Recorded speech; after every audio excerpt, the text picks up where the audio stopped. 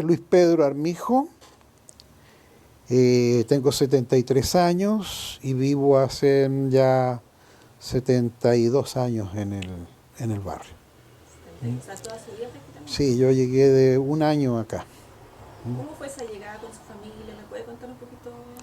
Bueno, la llegada de mi familia, mi padre era una persona que trabajaba como matricero en una fábrica, él era metalúrgico, llegó arrendando una casa acá en el barrio y recién casado y con un hijo de un año, que era yo.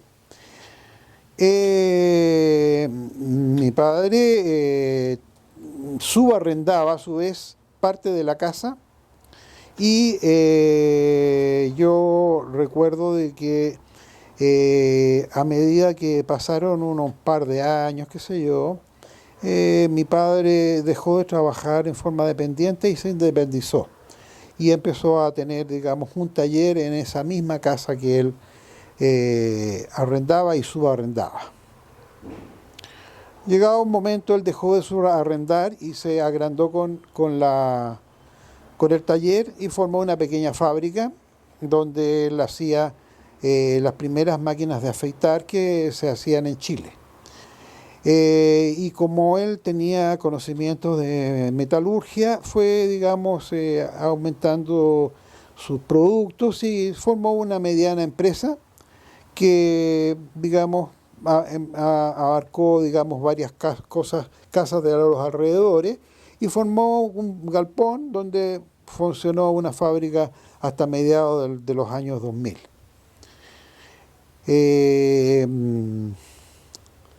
Dentro de vivir en una casa donde hay un taller, recuerdo todos los sonidos, qué sé yo, de los tornos, de las prensas y todo el movimiento que había dentro de la casa, qué sé yo, porque vivíamos ahí mismo.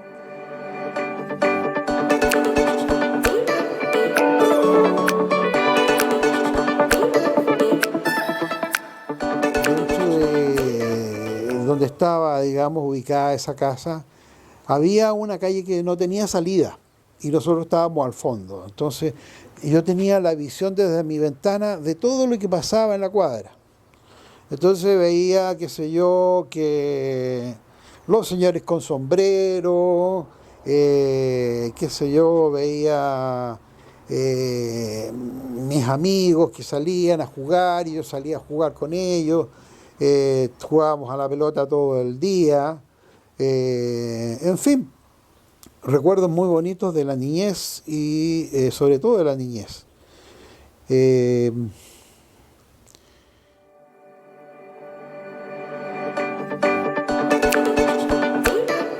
eso, digamos, él era de... Él nunca quiso que yo fuera a un colegio particular, de tal manera que me inscribió en el Liceo de Aplicación, que estaba acá en la Alameda Concamin, que está como a 10 o 12 cuadras de donde vivíamos, que nosotros vivíamos aquí cerquita, aquí en este punto, 50 o 100 metros más al fondo de la calle. De tal manera de que toda mi vida, digamos, estudiantil, porque bueno, incluso en la primaria, yo me iba caminando al colegio. En primera instancia me colocaron en un colegio que estaba en el Alameda, frente a la Gratitud Nacional, que era un colegio internado de señoritas, que tenía hasta la enseñanza básica para hombres y mujeres y luego seguía solamente con mujeres. Él se llamaba Liceo Europeo. Y luego de saltar de ese colegio, o sea, al egresar de ese colegio, me cambié al frente, que estaba el Liceo de Aplicación. Entonces la trayectoria mía siempre era caminar por la calle Avenida España, la calle Toesca, en la calle Toesca, República, Alameda, y ahí llegaba a mis colegios.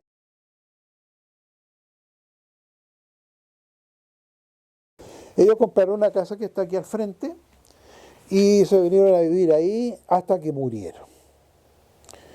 Eh, Luego que yo egresé de la universidad me puse a trabajar con ellos y en un momento dado me vine a vivir acá porque para estar cerca de ellos y para estar cerca de la fábrica.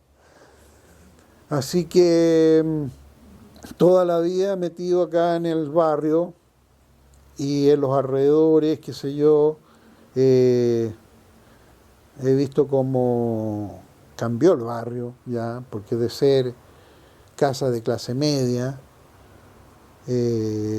con familias constituidas, bien constituidas, o sea, papá, mamá, hijo, se transformó después en una cosa que, digamos, ya incluso muchas casas se transformaron en oficinas, se fue, la gente arrendaba acá y a medida que empezó la construcción, el auge de la construcción, fue emigrando.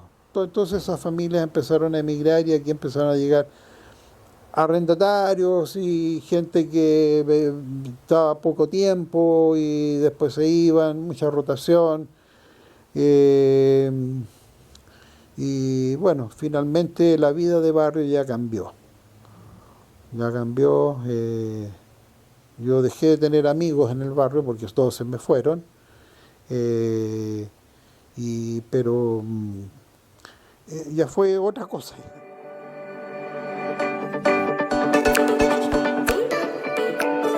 Una vida donde estaba todo bien organizado. Los niños de menos de 11 años o de 10 años en un lado y los poquito mayores en otro lado.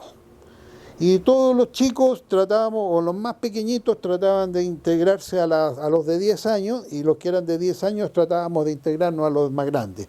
¿Ya? Pero todos convivíamos, ¿ya? Porque todos, todas las tardes salían a la calle y empezaban las conversaciones, qué sé yo, el grupo entre chicos y chicas, y los más pequeños metidos entre medio, qué sé yo, y cuando había una fiesta en alguna parte, en realidad se metía todo el barrio en la casa prácticamente, y bueno, los más chicos veíamos bailar a los grandes, veíamos cómo se compartía. eh, Era una cosa muy bonita, sí.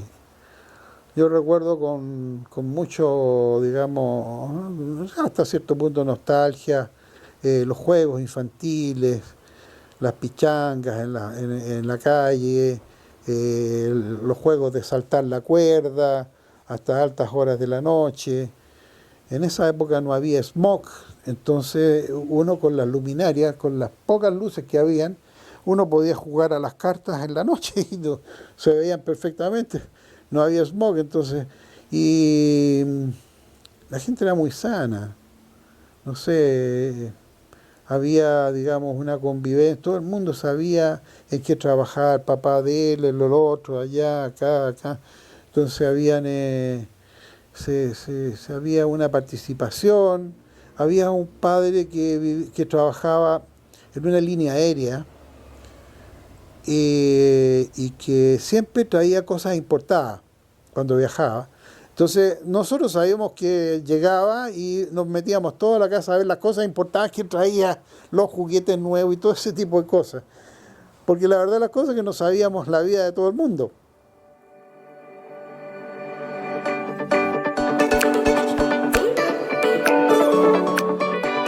Claro, había, sí, sí, es verdad, aquí había un cité, ¿ya? Y en esos cité vivía gente bastante humilde, ¿ya? Pero entre los más pequeños participábamos todos en los mismos juegos, ¿ya? Evidentemente que en los cité no se hacían fiestas en las casas más grandes, en la casa que había un tocadisco.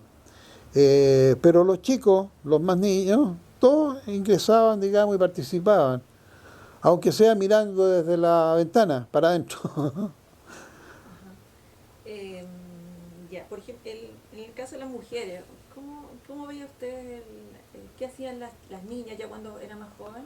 ¿Cómo podía caracterizar un poco, no sé si habían actividades como más de hombres, mujeres, o se juntaban todos Se a hacer cosas? juntaban todos, sí, es lo que más me llamaba la atención, se juntaban todos. y se hacían participar en esos juegos, qué sé yo, del corre el anillo y cuestiones. Yo lo que más me acuerdo es haberle dado, como, digamos, como tenía que pagar una prenda, tenía que darle un beso, y yo tenía más o menos 8 años, a una chica como de 15. Y esa cuestión me impactó. No, tiene que darle un beso. Y le di un beso en la cara, casi me desmayé. Era una cosa, participaban las mujeres con los chicos, ¿sí? Con los hombres. ¿Sí? Bueno, y los pololeos entre, bueno, la gente de la edad de pololeo. Ujú. ¿Qué lugares recuerda usted en el barrio, así como donde se juntaban alguna parte o distintas partes, digamos, que eran importantes? Bueno, en realidad, particularmente aquí en el barrio habían grupos y los grupos se formaban por las calles.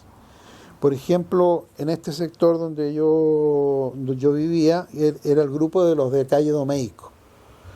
Domeico con Avenida España, de aquí hacia el fondo hay una calle que no tiene salida, ¿ya? Y en esa calle había un grupo de personas que siempre se juntaban, hasta con los que vivían en Domeico con República, ¿ya? De Domeico con República para allá ya era otro barrio, no existían esos edificios grandes, sino que la calle Domeico salía hasta, no sé, hasta la calle Ejército. Entonces, digamos, un cambio importante en el barrio fue cuando se construyeron esos edificios grandes que a todo el barrio que vivíamos acá de repente se nos desapareció la cordillera, porque nosotros vivíamos en la calle y mirábamos y siempre estábamos viendo la cordillera y de repente vimos un edificio y no vimos más la cordillera. Pero, por ejemplo, los de la calle Gay o los de la calle Toesca eran otros grupos. Normalmente nosotros no nos juntábamos con ellos, él se juntaba solamente el grupo de acá. Era bien aclanada la cosa, ¿ya? Y de repente habían algunas dificultades y nos agarrábamos a piedrazos con los de la calle de Toesca. Y, y habían peleas serias, qué sé yo, por cualquier motivo. Pero siempre la vida de barrio fue determinada como una cuadra o 2 cuadras.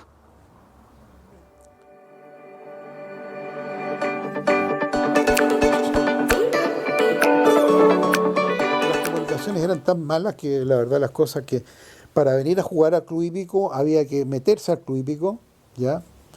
Y en el Club Hípico los días domingos eran las carreras, se juntaban 50.000 personas, ¿ya? Porque no habían sucursales. Entonces todo el mundo llegaba al Club Hípico. Y resulta que a la salida era un caos total. 50.000 personas saliendo por esta puerta y por la puerta de Molina. Entonces acá circulaban los carros, ¿ya? Y los carros, que eran los tranvías, no dejaban a nadie. O sea, el carro se subía hasta arriba del techo de la gente para poder irse para la casa. Y la gente, digamos, con más necesidad, como mis amigos, qué sé yo, que vivían en los CIT, se dedicaban a conseguir un taxi para la gente que, claro, había ganado, ya se quería ir en taxi a la casa. Entonces ellos recorrían todo el sector buscando un taxi y llegaban con el taxi a donde la persona que había ganado la plata se iba en taxi para la... Y después con esas monedas, qué sé yo, ahí nos compraban golosinas para todos. Y bueno, la persona más acomodada de acá del barrio era un señor que tenía una sucursal de apuestas clandestinas, que antiguamente le llamaban cartilleros. Entonces, él telefónicamente tenía un nexo que le iba dando los resultados de las carreras. Entonces la gente no iba, no, porque llegaba un momento en que el Club Hípico no podía ingresar nadie. Ya estaba totalmente lleno, era como el Estadio Nacional y cerraron las puertas. Entonces empezaban las apuestas clandestinas y este señor aceptaba apuestas. Y la gente llegaba a esa casa a hacer las apuestas del Club Hípico y dar los dividendos y todo. Y el tipo le iba, pero súper bien, pues era como el más rico del barrio. Y por supuesto, él tenía los últimos adelantos, tenía la mejor, qué sé yo, tocadiscos, tenía colecciones de discos Nosotros nos dedicábamos a, digamos, en un momento dado entrábamos a la casa y a disfrutar de esas comodidades que tenía y escuchábamos discos, porque antes de escuchar discos era una sesión, digamos, una reunión importante. Entonces recuerdo que, bueno, en algún momento dado a este señor, que era una cosa clandestina, eh, lo pillaron y se vino abajo la familia también.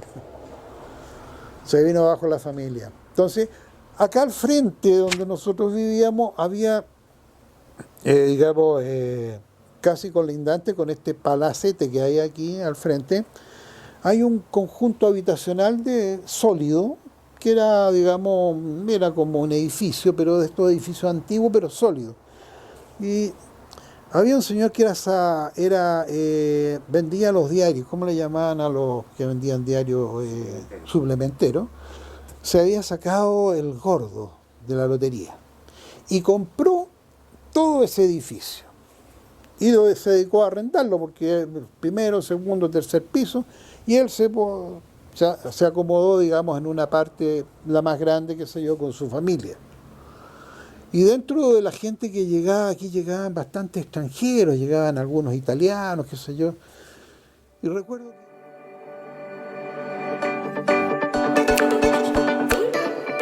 típico almacenes de barrio, que casi todos eran italianos, los almacenes de barrio, carnicerías, estaban casi en todas las esquinas, las verdulerías.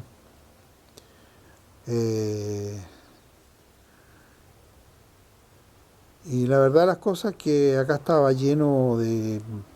Por ejemplo, terminando esta calle, Domeico llega hasta República, y ahí en República, un poquito más allá, hay una casa un poquito más moderna, pero había un almacén, tal como había un almacén en esta esquina, en la otra esquina. Y bueno, hasta ahí de repente llegaba yo, porque mi madre me mandaba a comprar, qué sé yo, algunas cosas. Y yo veía bajar al señor Alessandri, don Arturo Alessandri, porque ahí esa era la casa de los Alessandri, en la República con Domeico. Y él venía a comprar cigarrillos a ese almacén. Yo lo miraba, el caballero alto, qué sé yo, y conversaba con la dueña del almacén, como un vecino cualquiera. ¿Ya? Ahora está la escuela de ingeniería, de la escuela de ingeniería industrial ahí.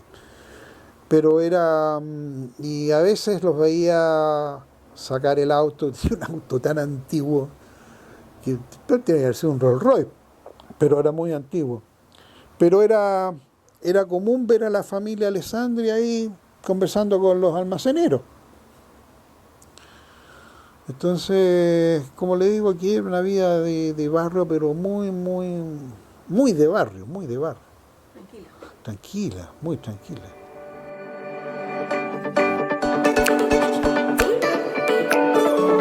Bueno, la verdad, las cosas que yo vivía, veía, todos sabíamos que aquí en la mitad de Cuadre Toesca vivía una diputada, la señora Baltra parece que era, si no, vivía ahí, claro, y la señora Baltra vivía ahí. ¿Quién más era? Mm, pero los Alessandri. Bueno, no recuerdo personajes más ilustres así.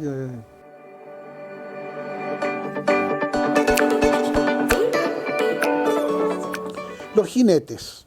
Los jinetes, de repente, los jinetes que vivían en todo este sector, digamos.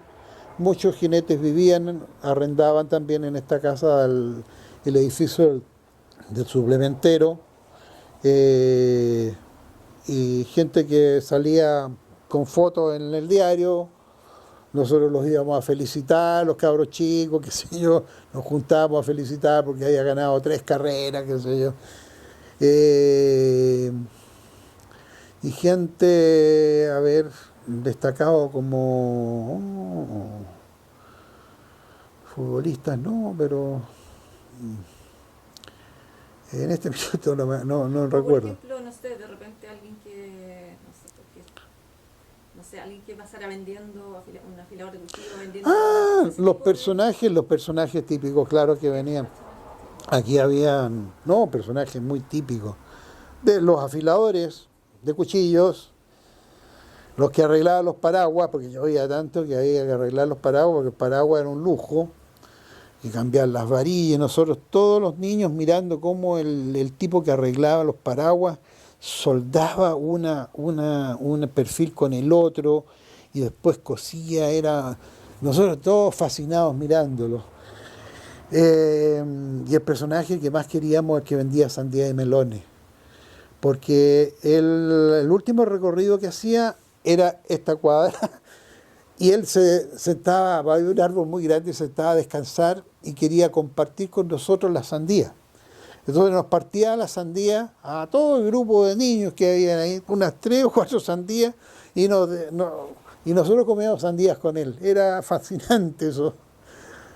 El panadero que venía a dejar el pan en una forá, y corría el tipo porque tenía que repartir el pan en todas las casas. Eh, bueno, aquí los personajes pasaban todos ofreciendo, el que compraba los fierros, el que compraba los huesos, yo no sé para quién querían los huesos, que compraba huesos, eh, eh, los basureros, en fin, ¿no? Todos esos personajes pasaban por este sector. Gente que hasta, bueno, en esa época todavía se pasaban vendiendo leche de burra. Y muchos vecinos le daban leche de burra a los niños porque decían que era lo mejor que había para todo mataba todos los gérmenes que tenían en el estómago. Y parece que era verdad, porque eh, sí, esas cosas, ¿no?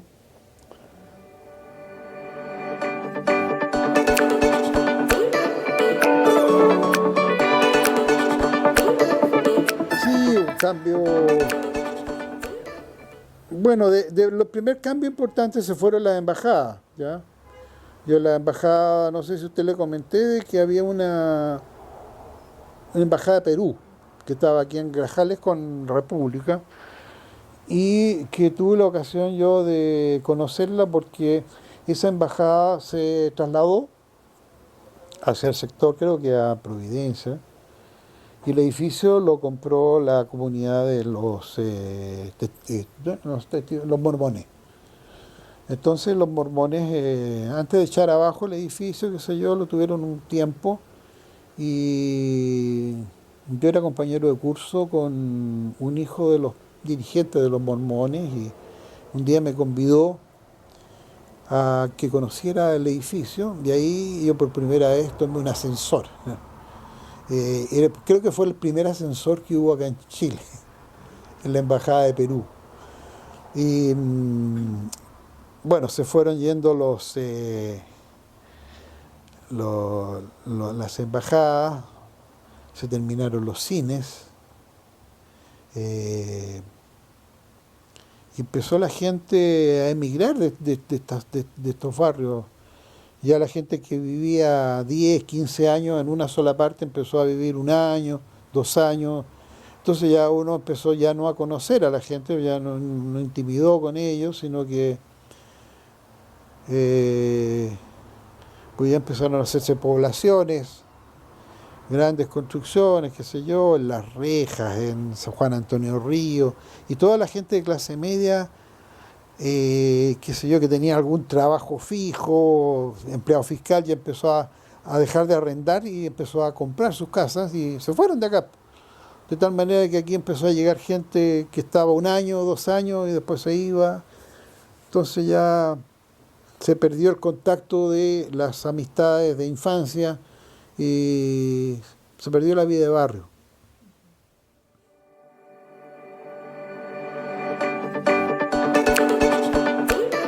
Tanto como disfraces, no. La verdad, es cosa que ya sabes, lo de los disfraces fue la fiesta de la primavera cuando yo estaba muy niño y no recuerdo eso, pero sí nosotros teníamos, mi hermana, por ejemplo, estudiaba en el liceo Darío Salas. Darío Salas es el que está acá al lado, ¿no? Darío Salas, claro.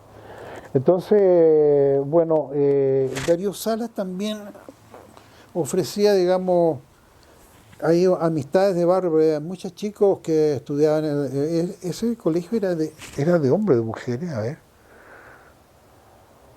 No era mixto, no me acuerdo. Ah, no, era mixto. Entonces mi hermana tenía amigas en el barrio también y nosotros hacíamos fiesta porque la casa de mis padres era grande. Entonces organizábamos unas fiestas bastante grandes ahí porque hacíamos un programa para que hubieran tantos hombres y tantas mujeres. Y con un listado para acá, un listado para acá. Y eso era bonito porque nos juntábamos, lo pasábamos muy bien en la época que empezaron los Beatles y todo ese cuento.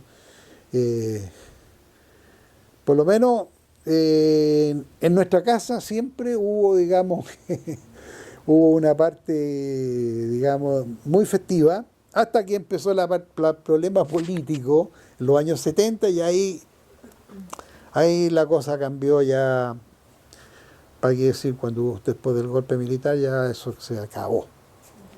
Vinieron los toques de queda y se nos acabó, se nos apagó la luz porque ya no había fiesta, no había nada. Se acabó eso por años. De hecho, mi hermana se tuvo que casar casi en forma clandestina porque había un toque de queda creo que era hasta las 11 de la noche, una cosa así, y tuvimos que pedir permiso a la comisaría para hacerle la fiesta de casamiento a ella. Y hubo un momento en que pasaron las 11 y llegaron las 12. Y llegaron los carabineros ahí. Afortunadamente, como habíamos pedido permiso, ya no hubo problema. Pero ahí hubo un periodo de oscuridad durante ese periodo de los años 70.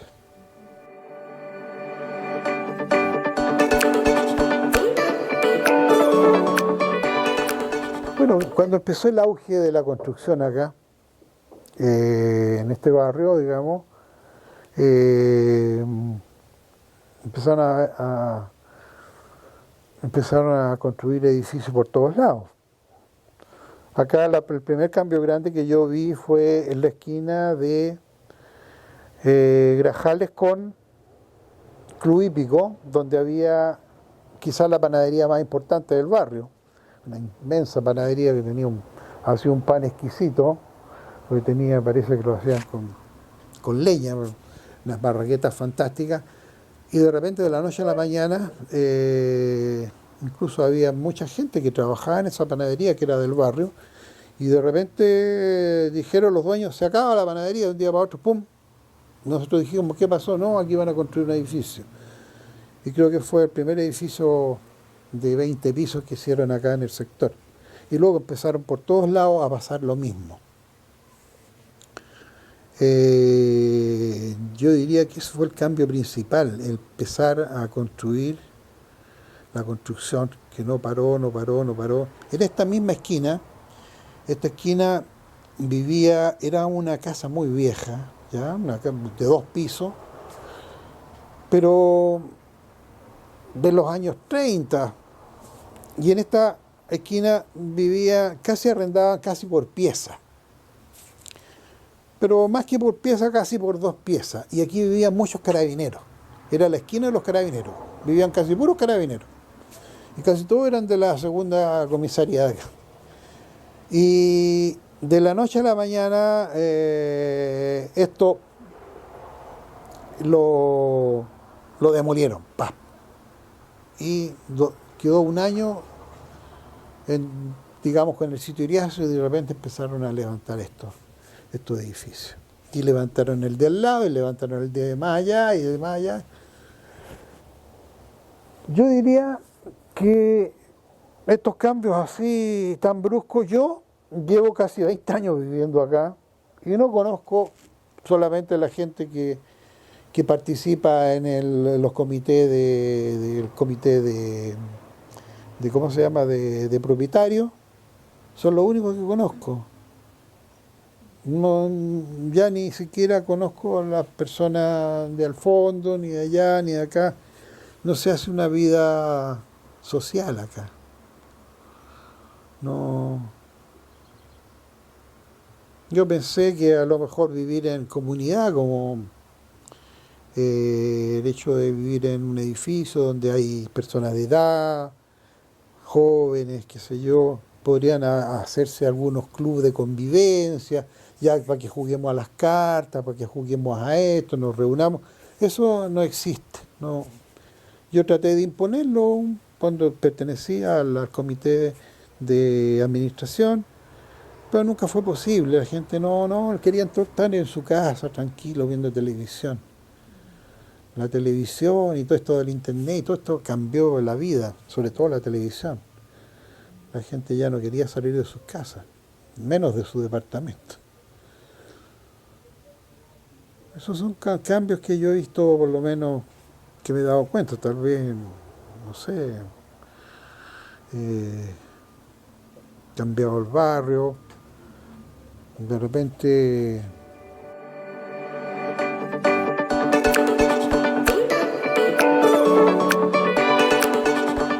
No, la llegada de las universidades afectó a la familia. ¿En qué sentido? Bueno, mis sobrinos, por ejemplo, ya empezaron a estudiar en la universidad acá, a las universidades particulares. Ya ellos lograron entrar sin mayor problema, porque era mucho más fácil también. Y les quedaba cerca. En realidad, todas esas casonas que nos desinstalaron las universidades era de gente aristocrática venida menos, que ya prácticamente ni salían de sus casas. ¿Ya? Yo, como me iba caminando cuando iba al colegio, yo veía de repente algunos señores de mucha edad, qué sé yo,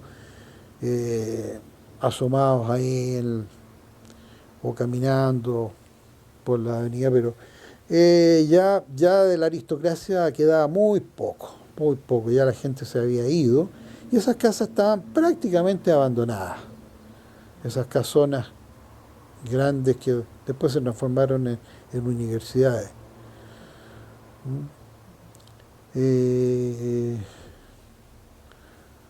Bueno, que en realidad aquí el tema de este barrio universitario se formó gracias a que habían casonas muy grandes que tenían espacio como para poder hacer aulas ahí, y la llegada del metro, ¿ya? Que el metro les llegaba justo a la Estación República, entonces comercialmente era muy atractivo, ¿ya? Entonces, por eso fue el auge de las universidades ahí. No, bueno, mayormente a mí no me afectó tanto, pero porque esto fue una avalancha de repente, que llegaron las universidades, qué sé yo. Esa calle República propiamente tal era un mundo silencioso, que nunca había gente. Yo siempre vi las casas como vacías, una cosa de silencio absoluto. No. Esa calle República empezó a ser famosa en la época del barrio, porque fue la primera calle donde sacaron los adoquines y la pavimentaron con una alfombra de, no sé si era alquitrán, no sé qué cosa era, pero era lisita, entonces todos venían a patinar ahí en la calle República. Incluso venían de otros sectores, venían de otros barrios acá a patinar a la calle República, porque fue la primera calle que, bueno, en la calle República además nunca pasó el tranvía, los carros, entonces era una calle donde uno la conocía en el barrio por que iban a patinar los niños más grandes ahí, o por el Teatro República,